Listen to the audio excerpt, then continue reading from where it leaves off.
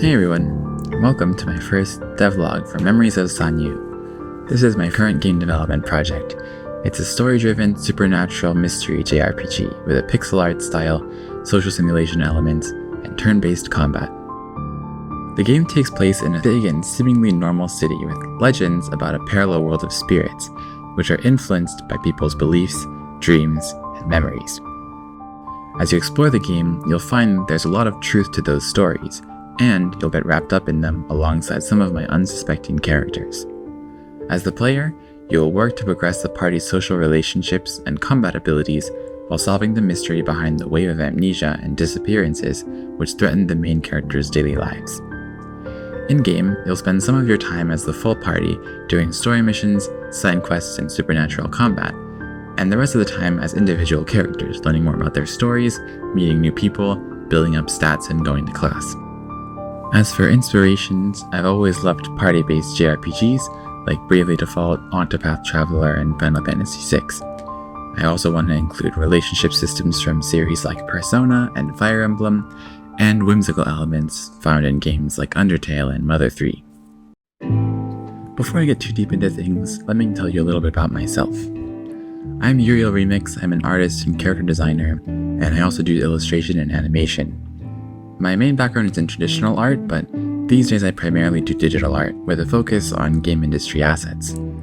I have experience with a few different styles, but I enjoy anime and semi-realism and pixel art the most personally, and in the past, I have done some game jams and other game development projects, so I have experience with doing assets for RPGs, visual novels, and rhythm games. My main online presence was actually doing Animal Crossing builds and custom codes back in the day. I used to stream, and I had a pretty popular Cherry Blossom Road code set that I made. This game started off as a theoretical passion project after some of these smaller things I worked on in the past, because although I enjoyed those projects a lot, my real interest has always been using video games and my art to tell stories, and to engage the player with interactivity and quality visuals. As I started to take the project more seriously, some of the development process became part of my graduation thesis for my art degree.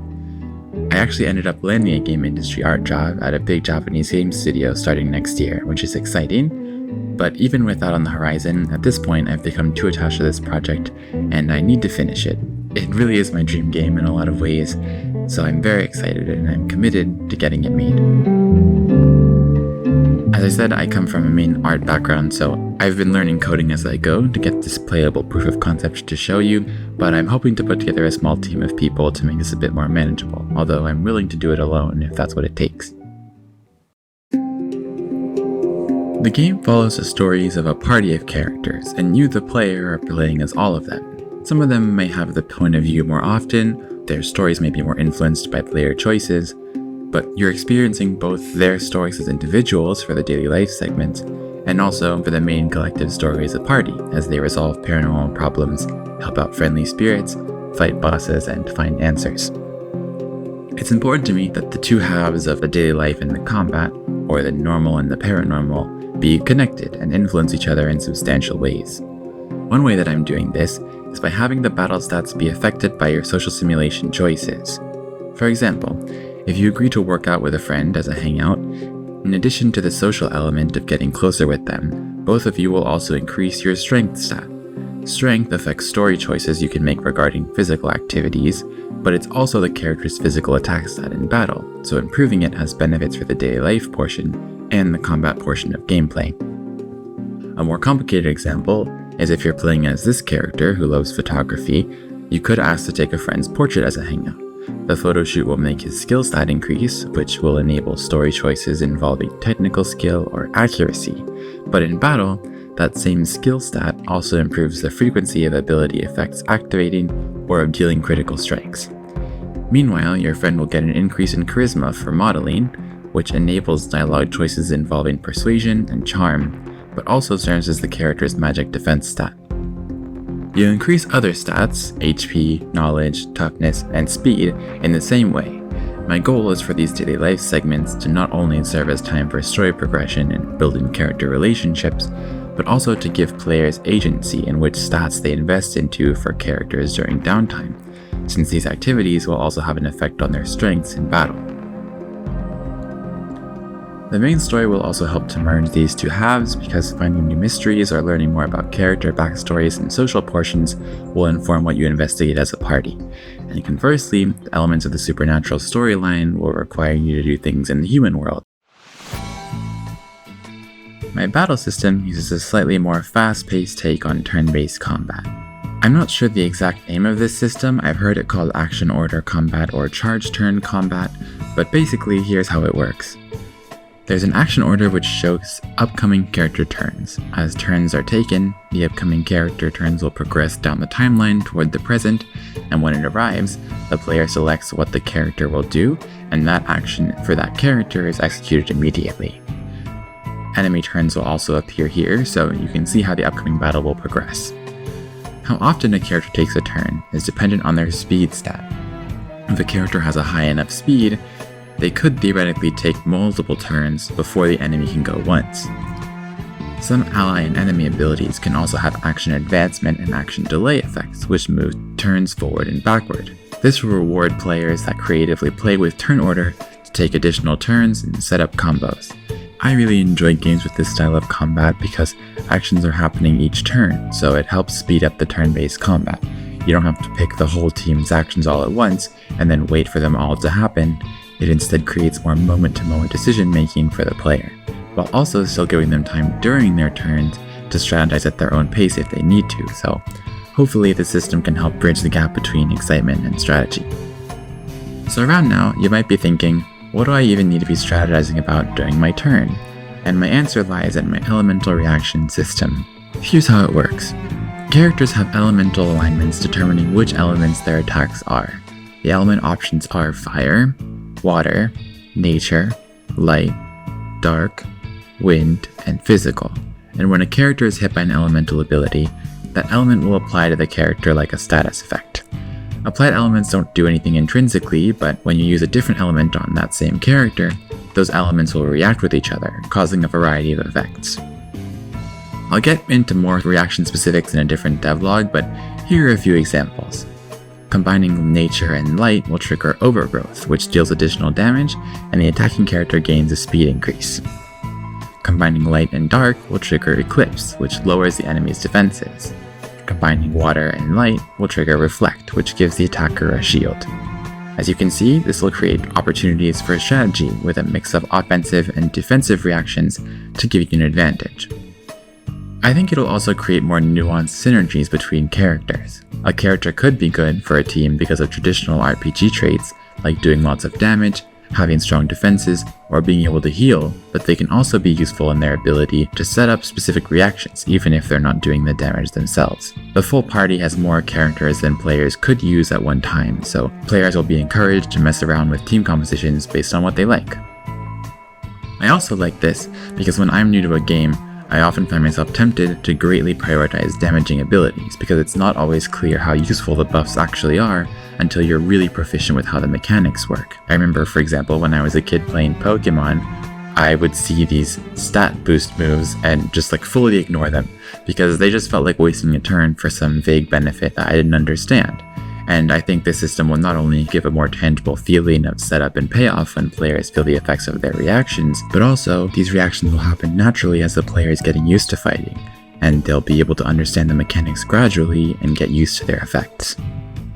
This also places a lot of emphasis on choosing strategic teams to beat new bosses, rather than just having to grind boring battles until your stats are just high enough to not die immediately, which is something I prefer as well. So, character design is my most favorite aspect of game development, and this project began with a cast of characters that I kept in my mind. I'm gonna save character profiles and specifics about my design process for a future devlog, but the art style was a very important thing to pin down to start making assets.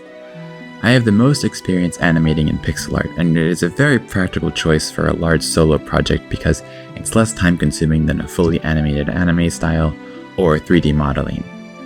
Deciding this really helped me streamline my character design process. Sprite sizes are so important to consider because they affect the amount of detail that'll be visible for a given character. With that said, I also wanted to incorporate character illustrations when speaking, as it gives the player more to connect with. For this, I'm using my preferred illustration art style and mixing in some texture with halftones. I'm still not fully sure how much I'll lean into a more detailed shading versus keeping it fully cel shaded, but I like the balance so far. Integrating these portraits took a lot of time and tutorial grinding, but I was able to make a dialogue system which can cue text corresponding to different characters and their expressions, with dialogue trees based on player responses, and complete with mouth movements and blinking. It's not a groundbreaking system, but it should really liven up story conversations, and it's so satisfying for me to see my characters come to life and talk to each other. Outfits are very fun to design, and were made using streetwear inspirations that I personally like, as well as cultural inspirations, and adding some anime flair, things like random belts, asymmetry, and flashy hair colors. With Memories of Sanyuu's paranormal themes in particular, I as a designer got to play around with how grounded my characters' appearances were, making a kind of spectrum which can clue in players subconsciously to how connected the character is to the spirit world. I'll go over this more in the future when I introduce the characters more thoroughly, so I hope you look forward to it. For the map, I was originally considering a top-down style, but I switched to isometric because I like the dimensionality and the sense of space that it brings. I didn't have as much experience with this for pixel art specifically, but I'm used to doing traditional drawing in perspective, so it was pretty easy to pick up. I just picked my isometric grid ratios early on and made some brushes that'll help with creating consistent lines in perspective. It's worth noting that it does represent a slight expansion of scope to have to animate characters in 8 directions instead of 4, but I feel okay about it. In turn-based combat, everything will always be left and right either way, so for the flashier combat animations which take the most time, these external map proportion changes won't create any additional work for me. And for the overworld animations, I'm using sprite mirroring, so it's really more like drawing 5 different directions instead of having to draw 3, which in my opinion is worth the additional work for the visual upgrade, and being able to move in 8 directions feels more natural as a player than moving in 4. My concept for this game came a while ago, but I started to think more actively about the game world and backgrounds in 2023 when I was living in Kyoto, and I took a lot of reference pictures there, and a lot of that has become inspiration for the map design. Things like vending machines, alleyway streets, and some architectural choices take a lot of inspiration from there. There are certain elements in the map design that are inspired by other places, and other parts of the city will have more of this. For the spirit world in particular, I want to further branch out with my cultural influences, as a lot of the major spirits are inspired by various world cultures and mythologies. For the human world at least, the main goal is for it to feel urban and vibrant, which will be easier as I add more NPCs, environment details, and moving components like water features and animals. With these goals in mind, I wanted to render my locations and characters in a way that feels still somewhat grounded, but with the bright colors and charm of shows from some of my favorite animation studios, like Ufotable, Kyoto Animation, PA Works, and Madhouse. I like this higher resolution pixel art style that I've settled on. It helps me save some time on some things like character animations and map elements, as well as performance and file size, and it maintains a sense of character in its stylization, but it still gives me enough space to work with to add a high level of polish and detail in the art assets, which lets me play to my strengths as a developer and an artist. I'm really enjoying working on the game so far, and I'm proud of the progress I've made until this point, but there's still a lot of work to do, so I'm hoping I'll have things to show you soon. With that said, I'm not going to make a schedule for posting devlog updates because things can take different amounts of time and I want to make sure I'm posting stuff that's worth watching, but here are some things I'm looking to implement for the project as I keep working. I'm going to be focusing on a relationship system, a quest system, additional map locations and assets, the battle system, finalizing the main story, and finalizing my UI and menu designs. I'm planning on using this channel's devlogs to post about the progress of the game, things like gameplay mechanics, art assets, story teasers, and other new features, and also sharing about my process and development difficulties. To be honest, I'm not really used to posting work in progress. I prefer posting finished things in general, which is why I didn't make this video until I had a foundation to present, but I really wanted to get into devlogging, partly to get the word out about the project, but also for the chance to get community feedback about the game and people's opinions on how it's coming along.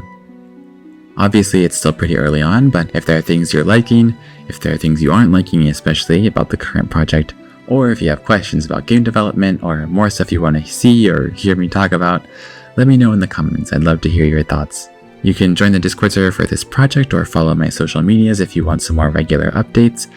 and I hope you'll look forward to this game's progress with me. I'll catch you in the next one. Thank you so much for watching.